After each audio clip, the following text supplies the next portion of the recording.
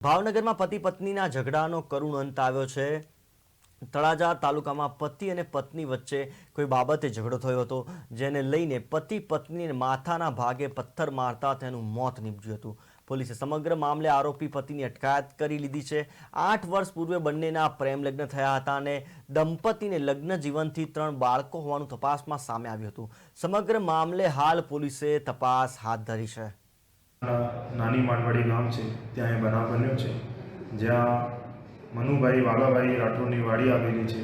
ત્યાં અસ્મિતાબેન પોતાના પતિ સાથે અને બાળકો સાથે ત્યાં આ વાડીમાં ભાગવી રાખેલને રહેતી હતી અને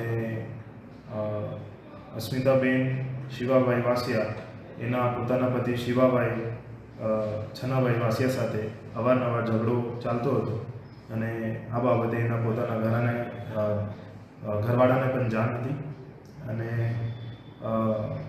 બનાવ એવો પ્રકાર બન્યો કે જે પતિ છે શિવાભાઈ છનાભાઈ વાસિયા એ પથ્થર લઈને એના પત્નીના માથાના ભાગે ઈજા કરેલી છે, જેથી એની મોત થઈ છે। માથાના ભાગે ઈજાથી મોત થઈ છે અને પછી એ ત્યાંથી જતા રહ્યો છે અને આજે એની ધરપકડ કરી સાંજે ધોરણસર અટક કરવામાં આવ્યું છે।